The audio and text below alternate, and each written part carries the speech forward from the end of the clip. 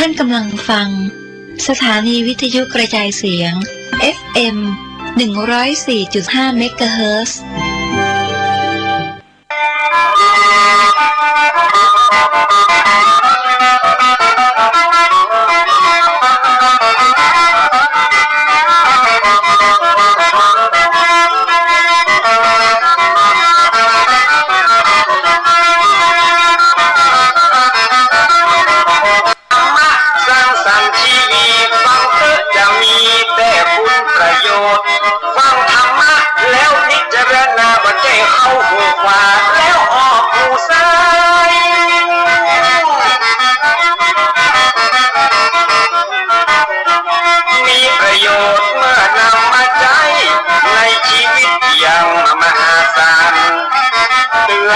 ได้ประมาทบอกขาดเรื่องกินเรื่องตาคนมีศีลย่อมมาดลบันดาลสุขสำราญเจริญรุ่งโรจน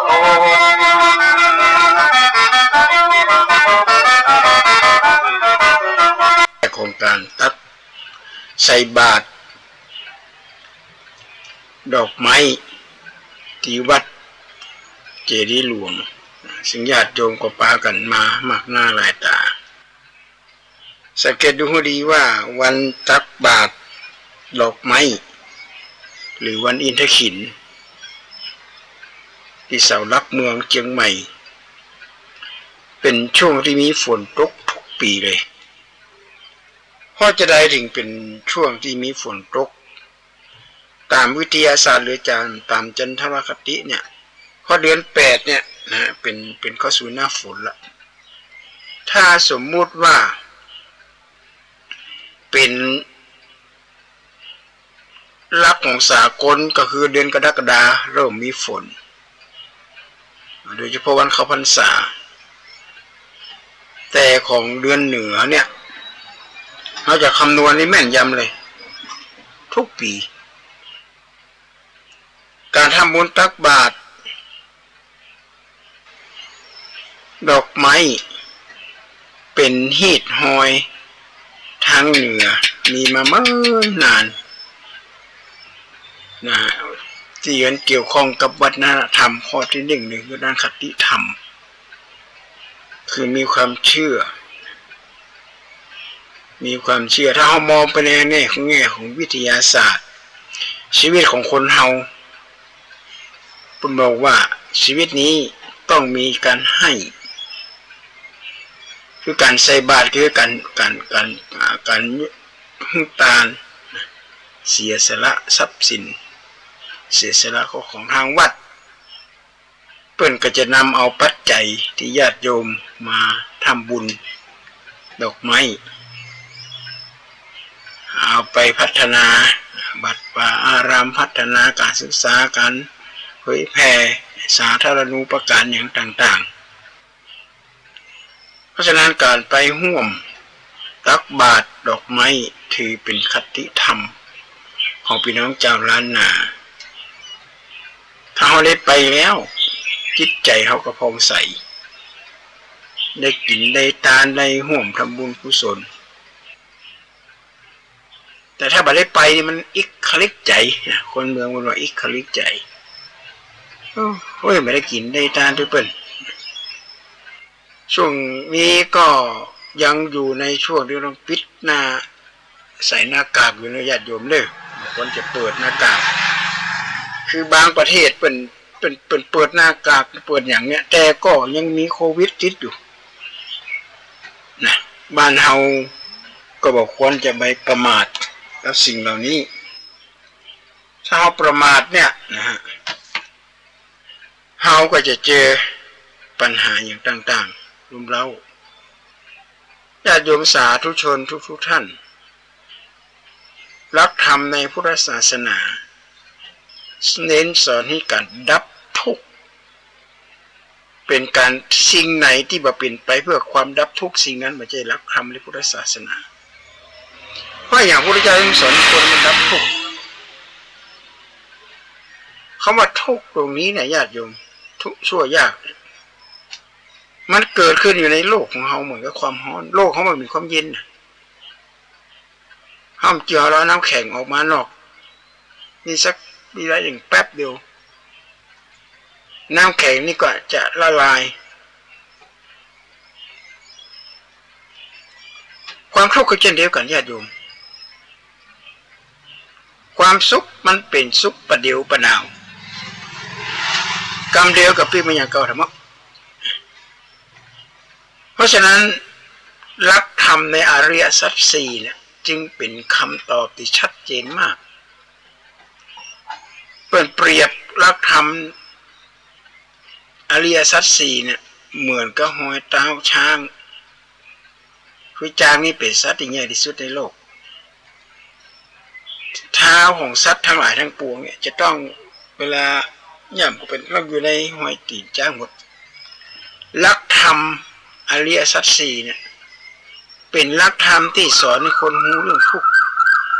หลักธรรมต่างๆนะเหล่านั้นเป็นนักธรรมเพื่อเป็นไปเพื่อความดับทุกข์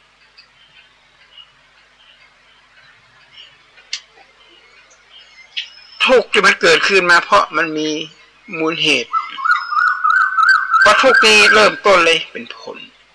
ทุกข์ที่เป็นผลญาติโยมผลที่เกิดขึ้นมาสมมติเราเจ็บท้องอะไรอย่างเงี้ยอันนี้เป็นทุกข์แล้วนะสมุทัยต้องหาเหตุไปอย่างมันถึงลูกเจ็บท้องอ่ะมันต้องมีเหตุล่ะไปอย่างไรก็อย่างหนึ่ง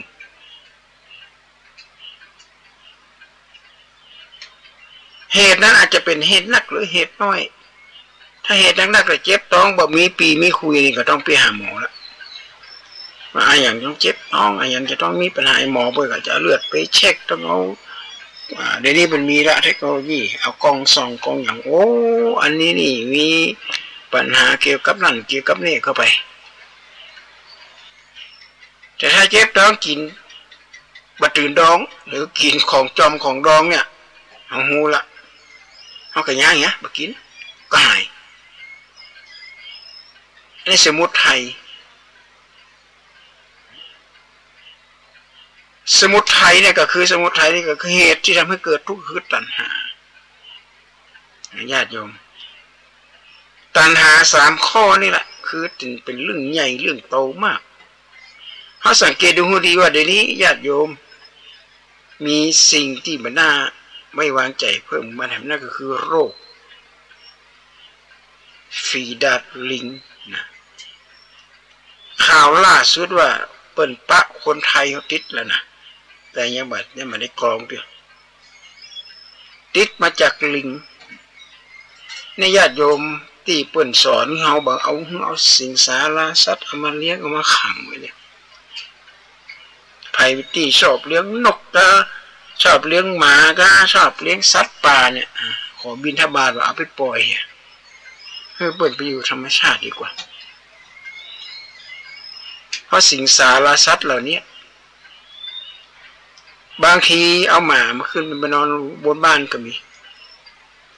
เอาไปนอนในห้องก็มีบางคนสัตว์สีตีนบอกว่าลิงบอกว่าหมาบอกว่าแมวบอกว่าอย่างต่างๆนานาเหล่านี้ล้วนแล้วแต่เป็นพาหะทั้งนั้นซึ่งเชื้อเหล่านี้เขาพอหาด้วยตาเปล่าบ่หันมันเป็นต้องใจกล้องจุลทรรศน์มันเป็นไวรัสชนิดหนึ่งถ้าบางอย่างนี่ต้องใจกล้องจุลทรรศน์ระดับไมครอนนะญาติโยมน้อยขนาดเลยอย่างเชื้อโควิดเนี่ยเอากล้องส่องธรรมดาพอหาบานต้องขยายด้วยไมครอนและมันเป็นเรื่องที่แปลกมากร่างกายของคนเฮาเนี่ยคำตอบที่ชัดเจนในชีวิตร่างกายของมันละเอียดมากเส้นเลือดแต่ละเส้นเนี่ยนะโอ้โหมันมีเป็นหลายแสนเป็นล้านเส้น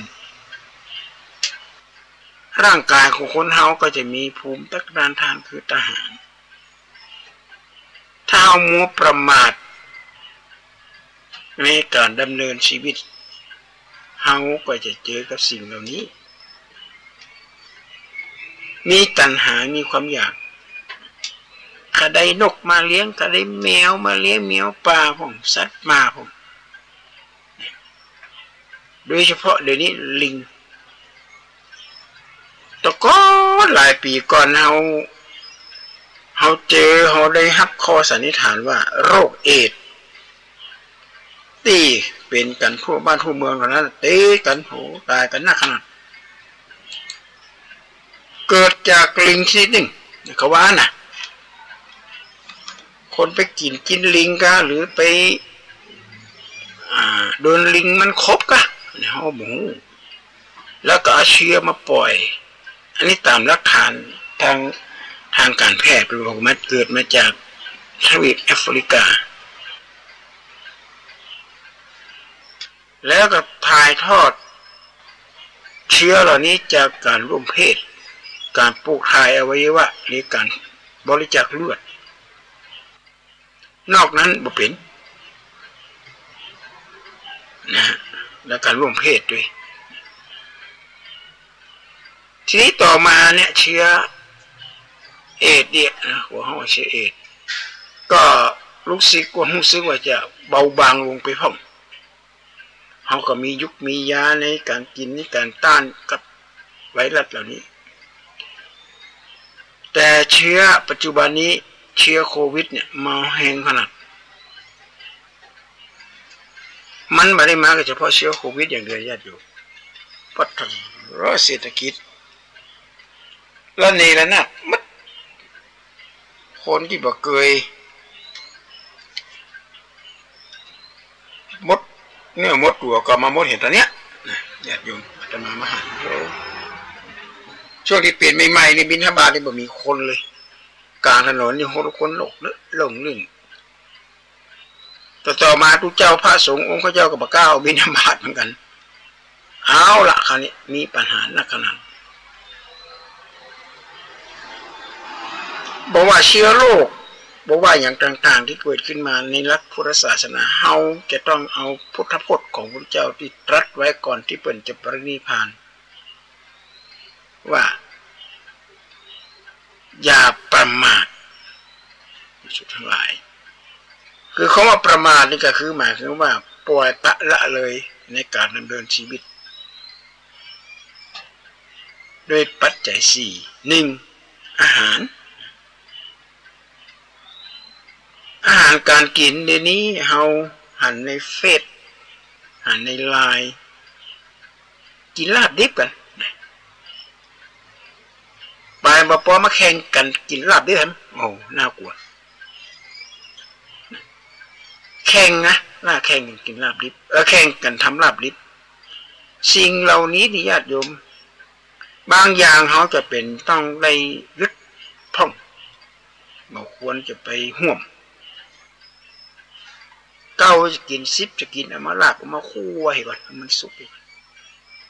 เพราะเชื้อเหล่านี้ถ้ามันเข้าไปในร่างกายแล้วเนี่ยมันเอาออกมาได้ญาติโยมเหมือนกับสมมติเรามีบ้านอยู่หลังหนึ่งหนูหล่นเข้าไปในบ้านอย่างเงี้ยโอ้กว่าจะหนูออกมาได้นี่จะไฟเผาผมใจเนี่ยไอ้กระเทียมได้มันหล่นเข้าไปในหลืบในหูในหยังกับหัวมันไปมันก็บ่ได้ไปบ่ได้นะหนูเนี่ยมันคันเขี้ยวมันคบหันคบนี่คบสายไฟพ่องคบหันคบนี่เห็นหรอเช็คเช่นเดียวกับเชื้อโรคเข้าไปในบ้านเราเขาจะเนี่ยอย่างไรเขาก็มีวิธีการอย่างนี้ก็คือว่าแปลงสิ่งที่กัดขวางกั้นมาให้หนูมาให้สัตว์อย่างเข้าไปในบ้านร่างกายของคนเฮาก็มาเลี้ยงกันญาติโยมเขาดำเนินชีวิตด้วยการด้วยความประมาทเขากินอย่างลงไปเนี่ยเขาก็เป็นอย่างที่เขากิน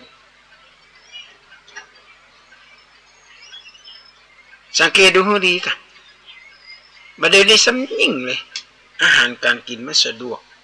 คนก็ทำงานก็ทำแบบก็น่ากลัวเหมือนกันน่าหันใจชั่วโมงเร่งด่วนอาหารเร่งด่วนอย่างนั้นก็ได้กินเข้าไปในต้องแบบของปิ้งของย่างกาของห้องว่าอาหารฟาสต์ฟู้ดเนี่ยสิ่งเหล่านี้เราจะดำเนินชีวิตด้วยความประมาทเป็นยังไงหนึ่งถ้าเราสังเกตดูญาติโยมเป็นในเฟซใน YouTube ในอย่างนี้เป็นก็มีความหวังดีคุณหมอหลายท่านเปิ่นก็ออกมาแนะนำว่า กินหนักล้ำไปเนี่ยอาหารฟาสต์ฟู้ดกินจนอิ่มจนเต็มกินจนตุ้ยลุยเนี่ยมันมีผลดีต่อร่างกายเลยเปิ้นห้องโรคพวกเราคนตุ้ยได้แปลว่าโรคอ้วนญาติโยมภาวะของโรคอ้วน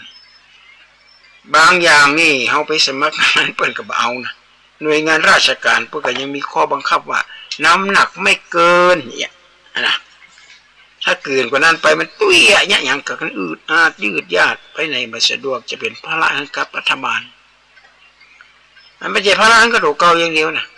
ไปทำงานที่ไหนเธอตุ้ยลงไปก็เอาถ้าตุ้ยแล้วเนี่ยร่างกายก็เริ่มทำงานหนักละหัวใจก็เต้นหนักขึ้นแข้งขาธรรมชาติสร้างมาให้นับน้ำหนักกว่าอีแต่มันเกินเจ็บหัวเข่าของเป็นโรคเจ็บหัวเข่าเจ็บแข้งเจ็บขาปวดเนื้อปวดหัวมันมีไปสารพัดอย่างต้นเหตุมันมาจากการนำเอาสิ่งที่ทำให้เกิดน้ำหนักมันเพิ่มแล้วเนี่ยญาติโยมเป็นสิ่งที่น่ากลัวมากและกลายเป็นปัญหาใหญ่มากใหญ่ระดับโลกโดยองค์การอนามัยโลกเปิ้นยังออกมาประกาศเลยว่าอาหารที่แปรรูปอาหารฟาสต์ฟู้ดกับอาหารปิ้งอาหารย่างนี่เป็นมีสารก่อมะเร็งมากขนาดเฮาก็ยังขายกันอยู่ของปิ้งของย่างของทอดอาตมาภาพได้ส่งไลน์ไปให้กับญาติโยมหลายคนเกี่ยวกับคุณหมอเปรียบเทียบบางคนว่ากินทุเรียนแล้วจุ้ยนะนี่โรคภัยไข้เจ็บคุณหมอว่าไม่จริงคุณหมอว่าอันนะเปิ้นเปรียบเทียบว่าเอาทุเรียนกับเอาอะไรโรตีมาเปรียบเทียบกันเขาหรอบางคนซื้อโรตีกินโรตีไป4 อัน 5 อันด้วยนะแสดงว่ากินของหวานกินของมันกินแป้งอย่างเกินกว่า 1,500 มิลลิกรัมละเกินกว่ากำหนดเกินกว่าที่เขาได้กำหนดเอาไว้ถ้าเขากำหนดเป็นกำหนดละเอียดว่าเขากำหนดเป็นกำหนดละเอียดแล้วเรารู้สังเกตดูให้ดีว่าการที่เรา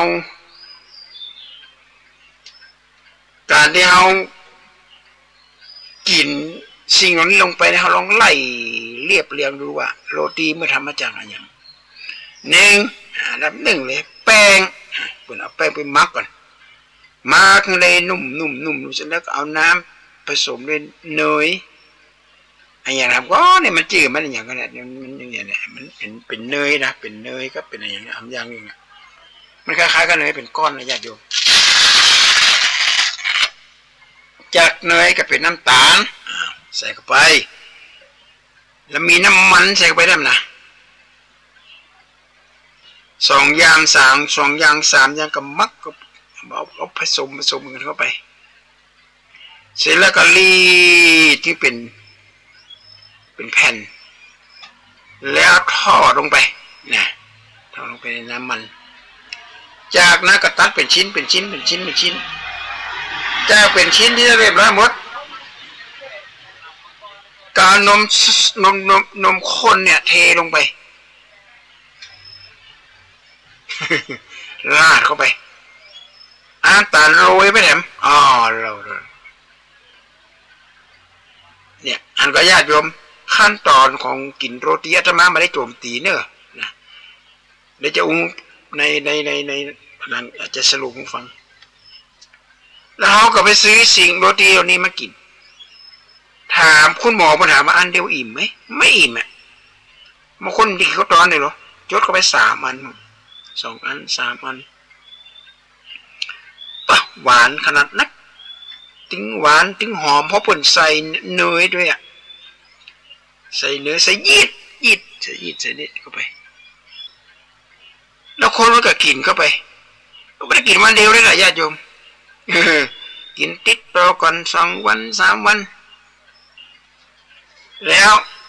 ร่างกายเขาเนี่ยมันก็สะสมในร่างกายเพราะเขาไม่ได้ใช้ญาติโยมบางทีเขากินแม่ค่ำแม่คืนพ่องแม่แรงพ่องเนี่ยสิ่งเหล่านี้มันก็ไปสะสมในร่างกายแยกออกไปเลยน้ำตาลก็แยกไม่โอ้โหน้ำตาลนี่อันตราย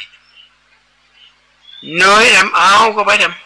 ำแป้งทำปัดโอ้ทำให้มันนับเพิ่มอย่าโยนสังเกตดูให้ดีว่าคุณหมอมันเปรียบเทียบได้ดีมากแล้วเขามาพอทุเรียนนี่เนาะทุเรียนเนี่ยเอาเดี๋ยวที่มันเอาขายกันเนี่ยมันไม่กับทุเรียนนะแล้วมันกินอย่างหรอเขาก็กินทุเรียนเข้าไปแล้วมีคนหนึ่งนะที่เป็นอาจารย์เจษฎาเนี่ยจำนามสกุลมันมาได้คุณหมอด็อกเตอร์ท่านนี้นี่เปิ้นก็มีความเชี่ยวชาญเกี่ยวกับด้านโภชนาการเกี่ยวกับสารเคมีพวกเป็นอาจารย์สอนมหาวิทยาลัยเปิ้นไปหันในคลิปหนึ่งที่เขาเอาน้ำใส่กระมังแล้วก็เป็นมันน่าจะเป็นสีขาวๆแล้วก็เอาทุเรียนจุ่มเข้าไปแล้วก็เอาตากพึ่งบางคนว่ามันเป็นสารพิษสารเล่งให้ทุเรียนมันสุกเปิ้นว่าบัดใหญ่เป็นสารที่ฆ่าเชื้อราที่มันติดกับเปลือกทุเรียนนี่เปลือกมันหนาขนาดนั้นญาติโยมเปิ้นบอกว่าบะมีอันตรายเปิ้นเอาไปเช็คไปแล้วญาติโยมจะไปตกใจเนอะทุเรียนที่เป็นขายตามท้องตลาดนั้นปลอดภัยดีบะอันตรายแล้วเรากินผลไม้รากไม้เหมือนนี้กันอย่างบะลำไยเนี่ยญาติโยมจะไปเอาเขี้ยวครบนะสาเหตุเมื่อเอาเขี้ยวครบเอาเปิ้นพ่นสารบางทีมีเชื้อราเอาเขี้ยวไปครบเนี่ยก็เหมือนกับเอาลิ้นเอาไปแตะกับสารชนิดนี้ทำอย่างนั้นคือเงาะก็เหมือนกันเงาะเนี่ยเปิ้นก็มีฉีดสารฉีดอย่างบางทีมันเน่ามันอย่างบางทีเชื้อราเข้าไปแต่ตังในมันสดใสนะญาติโยมอันตรายผมมันเปรียบเทียบกันที่แต่ถามว่าโรตีนี่มีประโยชน์ก็มีกินน้อยๆ3 วัน 4 วันกินสักเดือนหนึ่งอย่าไปกินบ่อยถ้าต้องการลดน้ำหนักเนี่ยจะไปกินของประเภทแป้งประเภทน้ำตาลเนี่ยญาติโยมมาต้องไปกินเลยยาเนี่ยลองมากินน้ำตาลกาแฟนี่เป็นกาแฟสดนะกาแฟขมเขากินกาแฟขมเข้าไปเนี่ยโอกาสที่เขาจะเป็นโรคภัยไข้เจ็บนี่มันมีเขามาเปรียบเทียบกับกาแฟอาตมาภาพเองกำลังกระหานึกได้เนี่ยคุณหมอพูนชัยเป็นเอามาลงรายการโอ้โหตะกอนกินกาแฟวันละ3 แก้ว 4 แก้วเข้าห้องพยาบาลปีนึง 2-3 รอบญาติโยมเบิกก็เป็นไข้บ้างเบิกก็เจ็บคอบ้างเบิกก็ไอบ้างโอ้ดีนะไม่ใช่ยุคโควิดนะมาพอรายการของคุณหมอพูนชัยบอกว่าเขากินกาแฟเนี่ย1 แก้วแล้วใส่น้ำตาลไป3 ก้อนอย่างน้อยก็4 ก้อนอาตมาใส่3แต่บางเขาก็ใส่4 ก้อนนะถ้าเขาใส่กาแฟนั้นนะ3 ก้อนเขาใส่วันละ3 แก้วก็9 ก้อนนะญาติโยมปัดเปิ้งอะกะน้ำหนักเกือบจะ80 กิโลแล้วแต่ก่อน78 79โอ้น้ำหนักสูงเลยจังได้หนักกว่านั่งเหมือนเจ็บหัวเข่าปวดปะถึงเฮ้ยจะไม่ปวดถ้าปวดก็กินยานะเอาละเขาเริ่มมีปัญหาเรื่องตับเรื่องไตของแล้วนะคุณหมอเอาไปเลือดไปตรวจคุณหมอว่าจะมีบางอย่างมารบกวนตับรบกวนไตท่านนะก็เลยมาหันใน YouTube ของคุณหมอเนี่ยเพิ่นบอกว่าให้ตัดน้ำตาลขว้างออกบัดตั้งกินเข้าไปถ้าหลังเตี้ยงไปแล้วเนี่ยบอกควรกินในอย่างเข้าไปแต่ภาพเพิ่นได้บ่กินอยู่แล้วนะภาพเป็นฉันอาหาร2 มื้อแต่เจ้าบ้านแต่ว่ากาแฟเนี่ยมากดทนไม่ได้หลังเตี้ยงนี่หลาย2 แก้ว 3 แก้วหลังจากที่ยกเลิกสิ่งเหล่านี้ขึ้นมาเนี่ยอาตมามาเข้าห้องพยาบาลเป็นเวลา5 ปี 6 ปีบ่เคยไปโรงพยาบาลนอกจากอุบัติเหตุไปบิณฑบาตไปย่ำใส่แก้วห้องแก้วบาดต้องรีบไปโรงพยาบาลหมอเปิดเอากีบเอาแก้วออกฉีดยาฆ่าบาดเชื้อป้องกันบาดทะยักแต่ฉีดเข็มเดียวญาติโยมอยู่ใน5 ปีไปจะดูในประวัติท่านฉีดแล้วไม่ต้องฉีดเพิ่มแล้วฉีดวัคซีนป้องกันบาดทะยักคือเป็นคล้ายๆกับว่าเป็น เป็นยากระตุ้นนะกระตุ้นป้องกันเพื่อญาติโยมสาธุชนทุกท่านอาตมาภาพเป็นพระอาสาสมัครเยี่ยมไข้โรงพยาบาล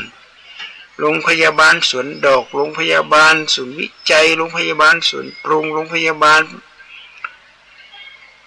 นครพิงค์หรือว่าเฮาห้องกันสั้นๆโรงพยาบาลปะแงะไปแต่ละโรงพยาบาลเนี่ยโรคที่บ่มีเชื้อเด็ดกันนักขนาดนี้โรคมีเชื้อนี่มันมาใจใหญ่ใจโตโรคมีเชื้อแต่โรคบ่มีเชื้อนี่ญาติโยมปวดโอ้แม่เป็นเจ้าโรคเบาหวานโรคเกาต์โรคความดันโรคหัวใจโรคมะเร็งโรคโดยเฉพาะโรคไตได้เป็นกันนักขนาดอันนี้เฮามองกันให้ดีๆว่าเฮามองหลักในหลักของวิทยาศาสตร์ก็คือมันต้นเหตุมาจากตัณหาตัณหาคือความอยากนะมันจะมีอยู่3ข้อที่1กามะข้อที่2ภาวะข้อที่3วิภาวะกามะนี่คือเขาต้องการกามะคือความใคร่คือใคร่ควรอยากอยากยังเป็นคำกลางๆนะความใคร่เนี่ยธรรมะกาโมพระบางโหติผู้ใคร่ในธรรมก็เป็นผู้เจริญสิกขากาโมพระบางโหติผู้ใคร่ในการศึกษาก็เป็นผู้เจริญคือใคร่ในอะไรอย่างกามะคือความต้องการใครอยากกินลาบดิบอยากนะญาติโยมไม่ได้หิวนะก็ลาบดิบมาลาบมากินเนี่ยอันนี้ก็เรียกตัณหาละ2ภาวะกินก็ไม่ได้ก็กลายเป็นภาวะก็คือภาระละอย่างเขาใครได้ด้วยสักกันหนึ่งเนี่ยเขาก็มีความต้องการมีความใคร่ละความต้องการในขณะนั้นก็เป็นทุกข์นะความใคร่เนี่ยอยากได้เนี่ยความอยากนี่ก็เป็นทุกข์เป็นกระเมือเขาเป็นทุกข์ละใครอยากกินลาบก็เป็นทุกข์ละโอ้ยหันลาบแดงแค่แอมแกมเราแค่เสรีเมาเลี้ยงหักแค่ปลูกสลิดที่ต้นสลักวางทำไปไม่ซ้ำเข้ามือนี้มาล้ำก็จางก็อาศัยถุงยางฝากไปให้แม่บ้านนี่คือความอยากแล้วนะเขากินเข้าไปแล้วกับเป็นภาวะเลยเป็นภาระนะซื้อรถมาแล้วก็จะเป็นภาระนะญาติโยมมันจะซื้อมาแล้วรถมันจะดูแลเขาตลอดใจเขาดูแลมันเลยไปเดี๋ยวสักยิ่งนะมันคือได้มาเอาเข้าไปนี่เป็นเรื่องของทางโลกละเป็นภาระต่อไปข้อที่3วิภาวะเขาไม่อยากจะให้มันเปลี่ยนเนี่ยเขาไม่อยากจะให้มันเปลี่ยนไม่อยากจะให้รถมันเก่าไม่อยากจะให้เจ็บให้เป็นเขากินอย่างเข้าไปแต่ถามมันเป็นไปได้ก่อนมันเป็นขึ้นมาได้เพราะเขาใส่เข้าไปในตองแล้วนี่ของปิ้งของย่างของทอดของมันเนี่ยสมัยโบราณอันนี้เป็นอู้กันนะจะแต้แบบแต้หมูถ้าใครจะปิ๊กไปเหมือนโบราณนี่ก็น่าจะเจ๊ได้อยู่เปื้อนเจ๊น้ำมันหมูที่ทอดนะของบางสิ่งบางอย่างเปื้อนใจวิธีนึ่งเปื้อนมาทอดนะใจวิธีนึ่งใส่ไหนึ่งนึ่งของก็อันนั้นนึ่งอันนี้นึ่งเปื้อนมาทอดถ้ากินของนึ่งเนี่ยอย่างว่ามีไก่1ตัวนะพาโคบ1เอาไปทอดโคบ1เอาไปนึ่งเนี่ยถามว่าเอามาเช็คเปิ่นถูกวิจัยนะในงานวิจัยนะเอามาตรวจสอบดูในไก่ที่เอาไปทอดมีสารเซลแฟกแตนสารก่อมะเร็งนักขนาดไก่ที่เอาไปนึ่งนี่บ่เป็นหยังเพราะบ่ได้เอาไปทอดนึ่งบ่ได้นึ่งอย่างเดียวเนอะเป็นใส่เครื่องเทศด้วยหรอเอาเครื่องเทศก็ใส่เอาพริกไทยเขาใส่เอาอบเชยเขาใส่เป็นผงนะใส่ขมิ้นใส่หอมไม่ได้ทอดแต่ไก่ทอดไม่ได้ใส่อย่างนะใส่ไปได้ทอดเข้าไปแล้วก็ใส่เหมือนกันใส่แป้งทีนี้คนมันเกิดอาการยาขึ้นมาเนี่ยมันได้หิวเลยญาติโยมเพื่อนบอกเพิ่งกินอย่างก็ได้บริโภคอย่างก็ได้เพิ่งกินด้วยความหิวถ้ากินด้วยความหิวเนี่ยร่างกายจะนำไปใช้ จะเอาไปกักขังไว้อยู่ในลำไส้จำไว้ให้ดีมานี้คือธรรมะหลายข้อญาติโยมฟังจากพระสงฆ์องค์เจ้าเพิ่นก็เอาธรรมะเป็นข้อมาอู้ก็ม่วนแต่เฮาก็จะต้องมีการดัดแปลงในห้องก็คือพระการนั่นกันนั่นแหละบางคนก็เอาไปจอบางคนก็เอาไปแกงบางคนก็เอาไปนึ่งบางคนก็ไปลวกบางคนก็ไปแปลงน้ำพริกน้ำผักมันก็ผีตัวเดียวกันนั่นแหละแล้วแต่คนเนี่ยชอบเพราะฉะนั้นหลักธรรมในทางพุทธศาสนาเนี่ยเราก็ต้องมีการปรับปรุงประยุกต์การดำเนินชีวิตที่เก่ากับหลักธรรมในทางพุทธศาสนาตอนนี้เรากำลังเป็นทุกข์เรากำลังซ่อหาเลยซ่อหามันให้ยังเป็นทุกข์คนกำลังเป็นไมเฮงคนกำลังเป็นโรคเกาต์คนกำลังเป็นโรคหัวใจมันไม่เป็นมาจากอย่างอันนี้สมุทิฏฐานความอยากก็คือกินอันอย่างลงไปโดยแบบไข้ควรนี่ก่อนในการพิจารณาอาหารในญาติโยมที่พระเจ้าปฏิสังขายโยเพิ่มจะให้เจ้าญาติโยมจะให้พระเจ้าพิจารณาอย่างเดียวนะให้ญาติโยมพิจารณากันด้วยนะก่อนจะบริโภคอย่างเข้าไปเนี่ยคือพอให้ดีก่อนว่าอาหารที่เขากินเข้าไปกินไปเพื่ออย่าง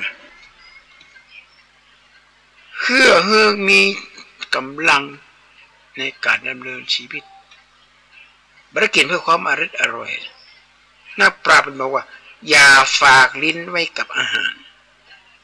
อย่าฝากความต้องการไว้บนความว่างเปล่าถ้าฝากลิ้นไว้กับอาหารเนี่ยเอาละเขาสังเกตดูให้ดีว่าโรคไข้เจ็บบางชนิดเกิดขึ้นเฉพาะคนที่มีฐานะอาตมาภาพได้อ่านข่าวของเปิดห้องวัดเสียกันแล้วกันนะประตูหวยในวันที่1ก่อนที่เปิดประตูหวยเนี่ยมันก็เป็นคนปกติธรรมดาเนี่ยก็กินอาหารการกินทุกอย่างเพราะประตูหวยแล้วกับปัดท่อกินอาหารในบ้านเลยนะไปกินอาหารนอกบ้านไปกินอาหารนอกบ้านแล้วใครกูมือดูจะวางเป็นเหม่งตายนั่นจะเงินสตางค์จะเป็น10-20 ล้านกับใจไปได้จะได้ไปใจไหนไม่ได้คืดไม่ได้จ่ายอย่างละบางคนมันคืดก็ไม่ได้ไปบนบานเจ้าพ่อเจ้าแม่ไม่ได้ไปเนี่ยไม่ใช่เจ้าพ่อเจ้าแม่เขากระทำบุญทุกคนก็ได้มีปัญหาแต่ปัญหาก็มีอย่างนี้ก็คือว่าได้สตางค์มาแล้วแทนที่จะกินของดีๆกันอย่างของดีๆน้ำพริกผักลวกเหมือนน้ำฟักทองนึ่งอย่างนี้อาหารสุดยอดนี่ญาติโยมโดยเฉพาะอาหารที่มีประโยชน์ต่อผู้สูงอายุที่มีอายุเกิน60 ปีขึ้นไปเนี่ยต้องเป็นผลไม้รากไม้แบบฟักทองของกะแคว้นกุลาคนไทยเป็นห้องว่ามะเขือพวงกระเจี๊ยบเขียวหรือมันห้องมะเขือมื่นอย่างแถมอย่างพวกเนี้ยเป็นมะละขี้นกมะหอยขี้นกพองอย่างพวกเนี้ยมาลวกกินอันนี้แหละญาติโยมสุดยอดของสมุนไพรทำแล้วไม่อยู่ในร่างกายมันเป็นเม็ดกับเฮานะมันเป็นเม็ดกับอวัยวะในร่างกาย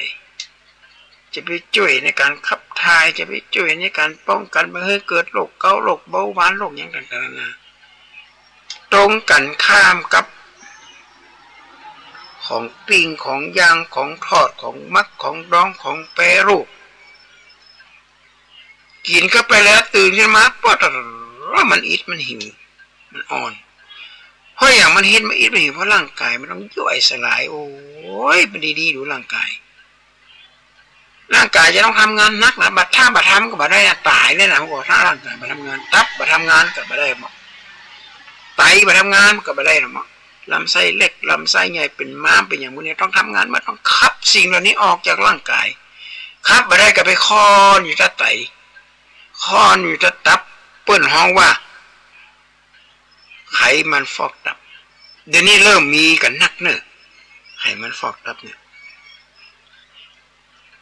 ทีนี้เขามาวิเคราะห์อย่างหนึ่งก็คือว่าเดี๋ยวจะมีคนมาคัดค้านล่ะมีคนกินอาหารมังสวิรัติแต่ไปผ่าตัดโรคหัวใจบายพาสอาตมาภาพก็ไม่ได้อยู่นิ่งเดียวดายอาตมาก็ไปโทรไปหาคุณหมอที่เปิ่นมีความรู้แล้วก็ได้ศึกษาทางด้านโภชนาการมันบอกว่ามันเป็นไปได้สูงมากเพราะคนที่กินมังสวิรัติแล้วก็เป็นเลือดโรคหัวใจอุดตันเกิดจากกินอาหารทอดด้วยน้ำมันพืชที่บ่ได้คุณภาพต้องเน้นก่อนนะมันจะน้ำมันพืชทุกยี่ห้อจะมีอันตรายนะน้ำมันพืชบางชนิดก็บ่ได้มาตรฐานหรือก็ง่ายๆก็เกือบไปแล้วมันต้มน้ำมันปาล์มอย่างเงี้ยถ้าเป็นไปได้กินอาหารมังสวิรัติเนี่ยมันต้องเอาไปทอดเอาไปนึ่งอะไรก็เอาไปลวกถ้าเป็นผักสดก็ไปแจ่น้ำเกลือแจ่น้ำผงน้ำอันนั้นน้ำอะไรเตียนส้มแล้วก็ล้างออกเพราะว่าอาจจะมีพยาธิอย่างติดเข้ามาน้ำส้มสายชูแช่ไว้สัก20 นาทีล้างออกน้ำสะอาดถ้าเป็นผักที่เขาจะต้องกินสดๆนะอาจจะมีเชื้อโรคเชื้อราอาจจะมีพยาธิติดเข้ามาเนี่ยจะเข้าไปในท้องเนี่ยอันตรายกว่าเก่าเลยเพราะพยาธิมันพอหามอาหารเนี่ยเราเนี่ยญาติโยมอาจจะมาภาพพยายามอย่างยิ่งไงที่จะต้องอู้ถึงเกี่ยวกับด้านสุขภาพของญาติโยมนะเพราะว่าไปดูคนไข้ไปเยี่ยมคนไข้แต่ละรายเนี่ยโอ้น่าสงสารโรคเบาหวานโรคเกาต์แต่ก่อนนี้เป็นโรคของคนเฒ่านะอายุ60 70 80บัดนี้อายุ48กันของญาติโยมมาเกิดอะไรอย่างขึ้นเนี่ยก็เลยจุถามว่าอันแต่ก่อนกินมักอะไรอย่างของเป็นกรณีพิเศษโอ้ตับไตครัวในเครื่องปิ้งเครื่องย่างเนี่ยเราของมักเปิงเด้ออันก็ญาติโยมแล้วในเมื่อเขาได้ยินยี่เขายังจะกินยุ่งก่อนนะยังเนอะญาติโยมถ้าอยากจะอยู่ในโลกนี้ไปเหมือนอยากจะอยู่กับลูกกับหลานอยากจะอยู่กับหน้าที่การงานอยากจะสร้างคุณงามความดีก็ลดปริมาณในการกินสิ่งเหล่านี้ลงไปถ้าเป็นไปได้บ่กินดีกว่า โดยเฉพาะน้ำตาลในญาติโยมจะไปกินเด็ดขาดเลยน้ำผลไม้เปิ้นจะเขียนข้างกองใส่น้ำตาลกี่เปอร์เซ็นต์ถ้ามีน้ำตาลปุ๊บทิ้งเลยไม่ต้องกินอันตรายน้ำผลไม้เนี่ยบ่ใครมีประโยชน์อะไรเดี๋ยวนี้ถ้าจะให้มีประโยชน์กับคั้นเอาคนเดียวซีนี่มากี่ซีเนี่ยซี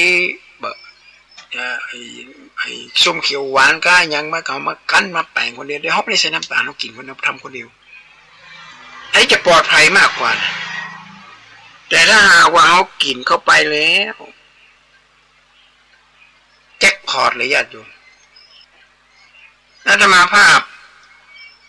ไปหูจักเจ้าว่าอยู่วัดหนึ่งหลวงบ้านหลวงวัดนี่มันขึ้นท่านมันขึ้นอย่างทุกเจ้าตนได้มาอยู่กับปีแล้วก็เป็นมะเร็งต้นก้อนก็เป็นโรคไตต้นก้อนหน้าก็เป็นโรคเบาหวานเป็นโรคเจ็บกระดูกเจ็บหลังเจ็บเนื้ออย่างเจ็บปากเจ็บปืนมันขึ้นอาตมาก็เลยอธิบายให้พระสงฆ์รูปใหม่ที่ไปอยู่เนี่ยท่านในชนะที่ท่านก็เป็นปัญญาชนเลยก็ก็ไกลไปละเรามามองในพิจารณาในแง่ของอริยสัจสี่ตอนนี้มันเกิดทุกข์ขึ้นมาก็คือทุกเจ้าเจ็บเป็นยันอุ่นเนี่ยอาชีพที่เป็นนักที่สุดที่ป่วยนักที่สุดคืออาชีพของพระสงฆ์ที่เป็นโรคที่มันมีเชื้อเพราะอย่างท่านหูก่อน1มาออกกำลังกายมาออกบิณฑบาต2 บอกควบคุมอาหารญาติโยมมาอย่างมากินปิ้งไส้อั่วคู่ผอมยำเต้าถั่วรองครับหมอยำหน่อหอนึ่งก้อยนมอะไรกินนะปูกินไปหมดสามบ่มีเวลาให้ตัวเก่านั่งฮับแขกมันคำมาได้พอมาได้กวายซีมาได้ไปตรวจร่างกายปีหนึ่งคือตรวจ2 ครั้งอันนี้เป็นปกติของคนที่ทางอนามัยเป็นอนุญาตให้ตรวจ6 เดือนตรวจเหตุเลือดผลเลือดแล้วก็เอาขอทายหูมาก็ได้ลามาพิจารณาบอกว่าตรวจหมดเลยโดยเฉพาะตับกับไตเนี่ยต้องตรวจกับโคเลสเตอรอลก็แล้วก็น้ำตาลเนี่ยตรวจเลยอาตมาภาพเป็น100 ปลายเลยเนี่ยอาตมาหูตัวเก่าละเพราะอย่างอยู่โควิดได้นอนกันในห้อง ไม่ไปไหนมันคำมันก็เลยน้ำตาลมันเลยขึ้นไปหน่อยหนึ่งคุณหมอบอกเฮ้ยยาบอกว่ามันเป็นอย่างนี้ท่านอย่างข้องอาตมานอนค่ำเพราะว่ามันได้ไปไหนมากล้าไปหาญาติหาโยมมากล้าไปหั่นไปนี่แบบเหมือนตะกอนตะกอนยังไปหั่นไปนี่ก็เดี๋ยวนี้ก็พอไปตรวจทำเตือนหนึ่งออกกำลังกายพ่องมานอนนักลำไปก็น้ำตาลกับปกติก็100 เดียวมันเป็นอย่างหรอหัวใจกับปกติเลือดกับตับไตหัวในปกติหมดทุกอย่างพอเขาได้ตรวจแล้วว่าเขากินอย่างเขาไปหนักๆเนี่ยเปลืองเขากินมันเขากินหลักกินซ่ากินก้อยกินน้ำตุ้งกินน้ำตาลเข้าไปเนี่ย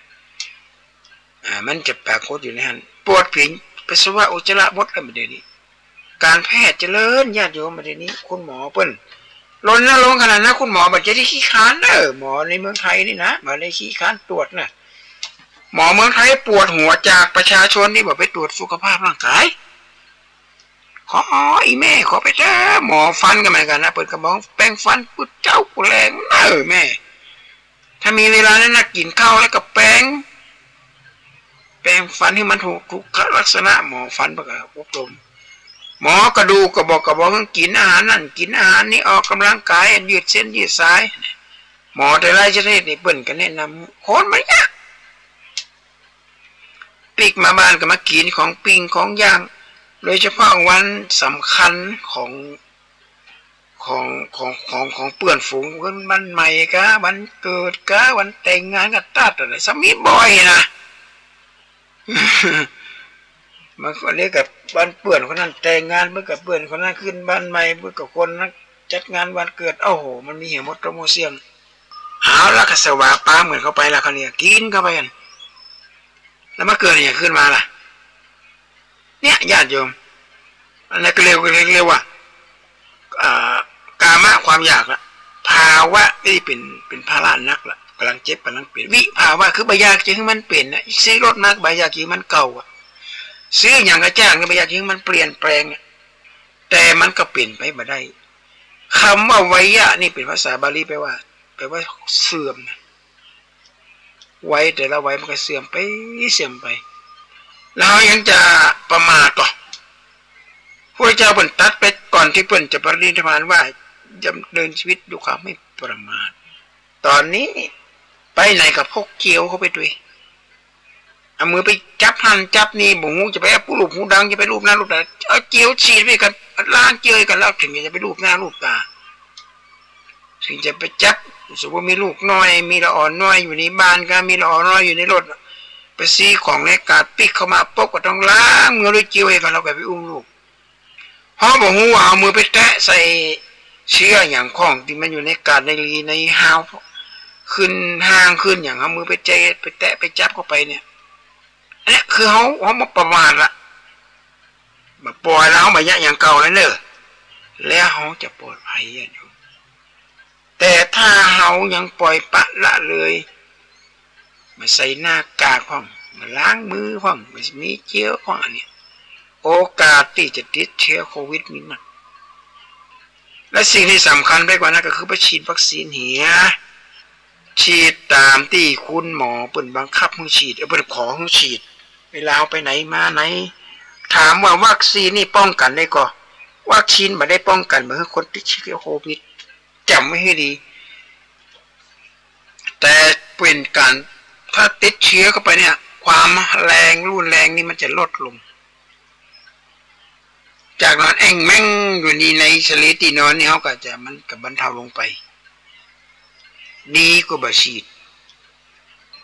เพราะฉะนั้นก็ดำเนินชีวิตที่มันถูกต้องตามสุขลักษณะขององค์การอนามัยโลกหรือว่าอยู่แบบบ่ประมาทในด้านของการกินและบริโภคและปัจจัยสี่คือในด้านของอาหารและเป็นเรื่องที่สำคัญมากสำคัญยิ่งกว่าอย่างอื่นนะวันนี้อาตมาภาพได้นำเสนอเกี่ยวกับเรื่องอริยสัจด้านความทุกข์ที่มันเกิดขึ้นแล้วก็สมุทัยคืออะไรอย่างสาเหตุที่มันเกิดทุกข์กับเฮามีตัณหาต่อไปคือนิโรธเราต้องดับสิ่งเหล่านี้ออกไปย่างยกเลิกอาหารการกินที่มันบ่มีความจำเป็นกับร่างกายไม่จำเป็นไม่ได้กินจิ้นปิ้งไม่ได้กินจิ้นทอดจะตายมันมีแต่คนกินนั่นที่จะตายแต่มันบ่ตายคำเดียวนะมันตายผ่อนทรงนะต่อไปคือมากก็คือดำเนินชีวิตที่ถูกต้องตามหลักในทางพุทธศาสนาจะกินก็จะไปกินนักลำไปสมัยก่อนว่ากินนี่กินเหมือนเปิ้นนอนนี่คือนอนเหมือนเปิ้นนอนจะไปนอนเหมือนเปิ้นอู้ก็งูเหมือนเปิ้นอู้อย่าไปอู้เหมือนเปิ้นได้เหมือนแล้วบ่เหมือนเหมือนก็คือว่าอู้เหมือนกับคนที่เปิ้นมีความรู้เปิ้นมีการศึกษาเปิ้นมีคุณธรรมอย่างต่างๆนานาอู้อย่างเปิ้นอู้จะไปอู้เหมือนเปิ้นจะไปอู้เหมือนเปิ้นเหมือนจะไปอู้เหมือนนักเลงอันดับพุงอันดับพานใน YouTube ในอย่างต่างๆนานาพิษหัวกันทีหัวกันโอ้ถึงมื้อถึงวันเนี่ยมันกลายเป็นภาระอันยิ่งใหญ่ญาติโยมเพราะฉะนั้นรายการลาทานธรรมทางสงบเนี่ยรายการทานธรรมทางสงบนี้จะบ่มีโฆษณาอย่างต่างๆนานานั่นการเรียอะไรก็อย่างต่างๆนานาเขาจะไม่ได้โจมตีไผเด้อไม่ได้ไผมีคนมาฝากเพื่อโฆษณานั่นโฆษณานี่ก็ขอบาฮับเรื่องโฆษณาในการอย่างก็ห้องอย่างก็อย่างก็มีการเรียอะไรมีเนอะเขาจะเฮือธรรมะกระจัดโจมเป็นแนวทางแต่ว่าในการทานธรรมทางสงบจะเน้นเรื่องสุขภาพเป็นหลักเลยเพราะถ้าสุขภาพดีทุกอย่างก็ดีหมดเลยญาติโยมสุขภาพกายสุขภาพใจเนี่ยออกจากบ้านไปแปลงหน้าคิวหน้างอเนี่ยมันพอหน้าไผ่ในบัดนี้แล้วก็จะเป็นระบายออกกับเปื่อนกับฟุ้งกับปีนอกเปื่อนผงที่ทำงานแล้วทำให้เกิดปัญหาขึ้นมาพอเกิดปัญหาขึ้นมาปุ๊บเอาละสิ่งหนึ่งจะเกิดมาก็คือลักในทางพุทธศาสนาเปิ้นสอนให้เราอยู่ในมัชฌิมปฏิปทา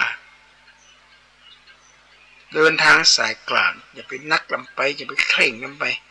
จะไปซีเรียสนักลำไปแล้วเราจะกลายเป็นคนที่มีปัญหากับคนต่างๆหลายคนเนี่ยญาติโยมเพราะฉะนั้นรายการทานธรรมทางสงบก็ขอฝากสาระต่างๆที่ได้อู้มาเนี่ยญาติโยมได้นำไปใช้นำไปปฏิบัติถ้าเราเอาไปใจเอาไปปฏิบัติเหมือนกับเราไปหาหมอให้ยามาขนาดนี้ยาขนาดนี้ยาขนาดนี้กินเวลานั้นกินแต่บากินน่ะวันดีคืนดีก็ไปโทษโรงพยาบาลของโอ้ไอ้หมอบดีได้บดีว่าเขาจะเอาไปรักษาแล้วก็มาหายมันจะหายไปได้อย่างไรอ่ะมันบ่หายสาเหตุที่มันบ่หายก็เพราะว่าเฮาบ่ยอมรักษาเฮาบ่ยอมกินยาที่หมอเป็นที่มาเด้อวันนี้ก็ขอจากญาติโยมกันเด้อ